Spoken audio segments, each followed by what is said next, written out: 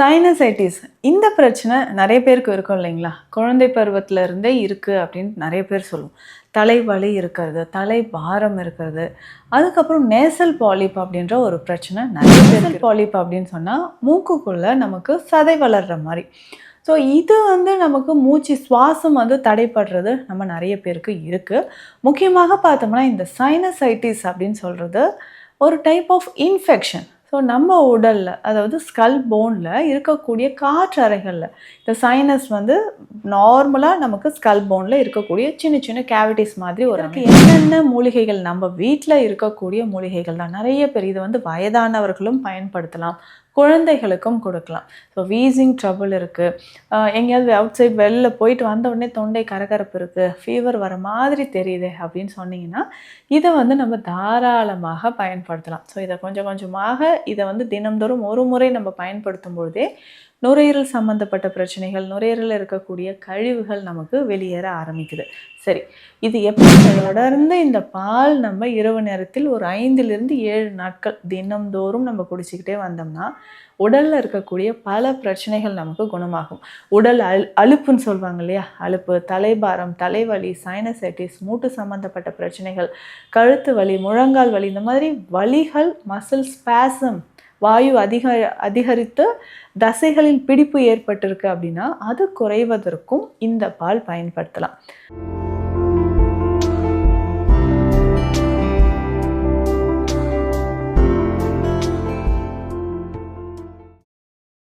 வரம் நேயர்களுக்கு வணக்கம். நான் டாக்டர் நித்யா, சித்த மருத்துவர்.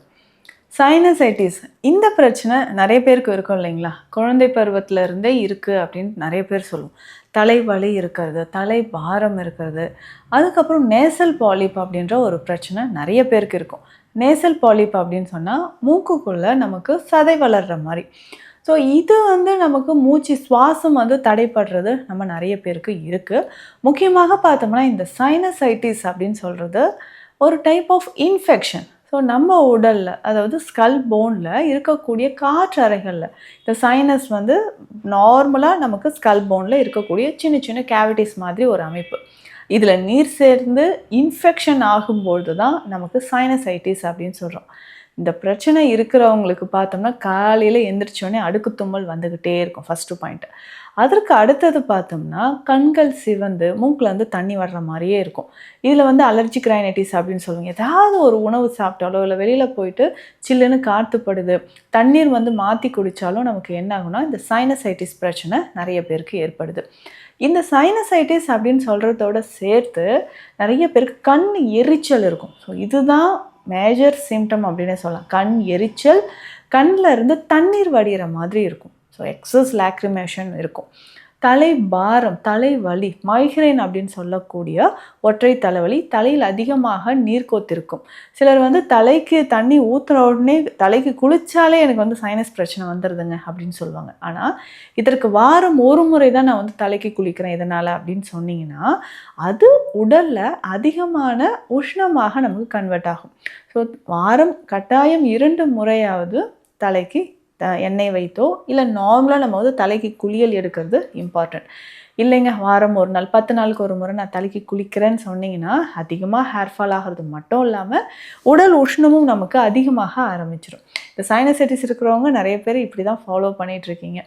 அதற்கு அடுத்ததாக பார்த்தோம்னா இந்த வீசிங் பிரச்சனை. ஸோ நைட்டு நல்லா தூங்கிட்டு இருப்பாங்க, திடீர்னு எனக்கு மூச்சு திணறல் ஏற்பட்ட மாதிரி இருக்குங்க, ஏதோ நெஞ்சு பகுதியில் வச்சு அழுத்துற மாதிரி இருக்குது, ஸ்லீப் ஏப்னியா அப்படின்னு சொல்லுவோம். சிலர்லாம் கிராமப்புறங்களில் இல்லை வெளியில் புதுசாக ஒரு இடத்துல படுத்தா சொல்லுவாங்க, நெஞ்சில் ஏதோ பாரங்க, ஏதோ வச்சு அமுக்குச்சு, எனக்கு இங்கே படுக்கக்கூடாது அப்படின்லாம் சொல்லுவாங்க. அதற்கு ரீசன் என்னென்னா நம்ம உடலில் சரியான ஆக்சிஜன் இன்டேக் இல்லாமல் தூக்கத்தில் நமக்கு ஸ்லீப் ஏப்னியா இருக்கிறதுனால மூச்சு திணறல் ஏற்பட்டு நெஞ்சு பாரமாக இருக்கிற மாதிரி ஒரு ஃபீல் வரும். ஸோ ஆக்சிஜன் லெவல் குறையும் பொழுது தானாகவே நமக்கு நெஞ்சு பாரமாக இருக்கிற மாதிரி ஒரு சென்சேஷன் இருக்கும். வீசிங் இருக்குது, ஆஸ்மா இருக்குது, நுரையீரலில் நாட்பட்ட சளி இருக்குது. ஸோ இது எல்லாமே சரி செய்கிறதுக்கு என்னென்ன ஹோம் ரெமெடிஸ் நம்ம ஃபாலோ பண்ணலாம். பேசிக்காக நுரையீரல் சம்மந்தப்பட்ட பிரச்சனை இருந்ததுன்னா கபம் தொடர்பான பிரச்சனைகள் இருக்குன்னு அர்த்தம். அப்போ கபம் அப்படின்னா குளிர்ந்த தன்மை. இந்த குளிர்ந்த தன்மை இருக்கக்கூடிய உணவுகளாக இருக்கட்டும், குளிர்ந்த காற்று நம்ம மேலே படும்போது, இல்லை ஏசி ரூம்ஸ்ல ரொம்ப நேரம் இருக்கிறவங்க, இவங்க எல்லாத்துக்குமே நமக்கு நுரையீரல் சம்பந்தப்பட்ட பிரச்சனைகள் ஏற்படுது. இதே மாதிரி உணவை அடிப்படையாக வைத்து எப்படி நம்ம வந்து நுரையீரலை பலப்படுத்தலாம்? நுரையீரலை பலப்படுத்தக்கூடிய உணவு முறைகள் என்னென்ன? ரொம்ப சிம்பிளாக நான் சொல்கிறேன். இதற்கு என்னென்ன மூலிகைகள் நம்ம வீட்டில் இருக்கக்கூடிய மூலிகைகள் தான். நிறைய பேர் இதை வந்து வயதானவர்களும் பயன்படுத்தலாம், குழந்தைகளுக்கும் கொடுக்கலாம். ஸோ வீசிங் ட்ரபிள் இருக்குது, எங்கேயாவது அவுட் சைட் வெளில போயிட்டு வந்த உடனே தொண்டை கரகரப்பு இருக்குது, ஃபீவர் வர மாதிரி தெரியுது அப்படின்னு சொன்னீங்கன்னா, இதை வந்து நம்ம தாராளமாக பயன்படுத்தலாம். ஸோ இதை கொஞ்சம் கொஞ்சமாக இதை வந்து தினம்தோறும் ஒரு முறை நம்ம பயன்படுத்தும் பொழுதே நுரையீரல் சம்மந்தப்பட்ட பிரச்சனைகள், நுரையீரலில் இருக்கக்கூடிய கழிவுகள் நமக்கு வெளியேற ஆரம்பிக்குது. சரி, இது எப்படி செய்யலாம் அப்படின்னா, இதற்கு பூண்டு தேவைப்படுது. ஸோ பூண்டு வந்து ஒரு 4லிருந்து 5 பல் பூண்டு எடுத்துக்கணும். இதனோட சேர்த்து வேறு என்ன எடுக்கணும் அப்படின்னு பார்த்தோம்னா, ஓமம் 1/2 டீஸ்பூன், இல்லை ஓமம் வந்து நம்ம பொடி பண்ணி வச்சுட்டு 1/2 டீஸ்பூன் எடுத்தால் கூட ஓகே தான். ஸோ 5-6 பல் பூண்டு, கொஞ்சம் ஓமம் எடுத்துக்கணும். துளசி இலைகள் இருந்தால் ஒரு கைப்பிடி அளவு எடுத்துக்கணும். ஸோ துளசி இலைகள் நமக்கே தெரியும், கபத்தை போக்கக்கூடியது. இன்ஃபெக்ஷன் இருந்தாலோ தலை பாரம் இருந்தாலோ அதை சரி செய்கிறதுக்கு நமக்கு துளசி இலைகள் பயன்படுது. ஒரு கைப்பிடி அளவு துளசி இலைகள். ஸோ இந்த 3 பொருளையுமே நம்ம எடுத்து வச்சுட்டு தண்ணீர் விட்டு நல்லா கொதிக்க வைக்கணும். ஸோ பூண்டு வந்து 1-2 தட்டி போட்டுடலாம். ஸோ நல்லா தண்ணீரில் கொதித்த பிறகு ஒரு 5லிருந்து 7 நிமிடங்கள் நல்லா கொதிக்கணும். ஸோ கொதித்த பிறகு ஒரு கிளாஸ் பால் அதை தண்ணீர்லேயே சேர்த்து விட்டுடணும். அப்போ பால்லையே இந்த 3 மூலிகையும் நல்லா கொதிச்சுக்கிட்டே இருக்கும். அந்த டைமில் ஒரு 1/4 டீஸ்பூன் அளவுக்கு மஞ்சள் பொடி இதில் சேர்த்துடணும். அதுக்கப்புறம் பனங்கற்கண்டு ஒரு 1/2 ஸ்பூன் அளவுக்கு இதில் சேர்த்து திரும்பவும் ஒரு 1 நிமிடம் நல்லா கொதிக்கணும். ஸோ இந்த மாதிரி கொதித்த பிறகு இதை ஃபில்டர் பண்ணி எடுத்துகிட்டு இந்த பால் குடிச்சிட்டு வரணும். இரவு நேரத்தில் தூங்குவதற்கு முன்னாடி நிறைய பேருக்கு இந்த பிரச்சனை இருக்கும். கொரட்டை அதிகமாக வருது, ஸ்லீப் ஏப்னியா பிரச்சனை இருக்குது, எனக்கு வந்து நெஞ்சு பகுதியில் அதிகமான சளி சேர்ந்துருக்கு, நல்லா கொர்றன்னு சவுண்டு வருதுங்க அப்படின்னு சொன்னீங்கன்னா, இந்த பால் தினம்தோறும் காலையிலையும் குடிக்கலாம். இல்லை இரவு நமக்கு வந்து அதிகமான மூச்சு திணறல் இருக்குது, சைனஸ் பிரச்சனை இருக்குது அப்படின்னு சொல்கிறவங்க இதை இரவு குடிக்கலாம். ரொம்ப ரொம்ப எஃபெக்டிவான ஒரு மெத்தட் இது. சைனஸ் இருந்தாலும், நம்ம மூட்டுக்கல்ல வலி இருக்குது இல்லையா, ஸோ ஆர்த்ரைட்டிஸ் ப்ராப்ளம் இருந்தாலும் அதற்குமே இதை பயன்படுத்திக்கலாம். ஸோ தொடர்ந்து இந்த பால் நம்ம இரவு நேரத்தில் ஒரு 5லிருந்து 7 நாட்கள் தினம்தோறும் நம்ம குடிச்சிக்கிட்டே வந்தோம்னா உடலில் இருக்கக்கூடிய பல பிரச்சனைகள் நமக்கு குணமாகும். உடல் அலுப்புன்னு சொல்லுவாங்க இல்லையா, அலுப்பு, தலைபாரம், தலைவலி, சைனசைட்டிஸ், மூட்டு சம்மந்தப்பட்ட பிரச்சனைகள், கழுத்து வலி, முழங்கால் வலி, இந்த மாதிரி வலிகள், மசில் ஸ்பாசம், வாயு அதிகரித்து தசைகளில் பிடிப்பு ஏற்பட்டிருக்கு அப்படின்னா அது குறைவதற்கும் இந்த பால் பயன்படுத்தலாம். சித்த மருத்துவத்தில் இன்னும் நிறைய மருந்துகள் இருக்குது. இதில் ஸ்பெஷலாக நம்ம கிளினிக்கில் கொடுக்கக்கூடிய மெடிசன் பார்த்தோம்னா விழுதி கற்பம் நம்ம கொடுக்குறோம். விழுதி இலைகள் சொன்னி நீங்கள் நெட்டில் சர்ச் பண்ணி பார்த்தாவே தெரியும்.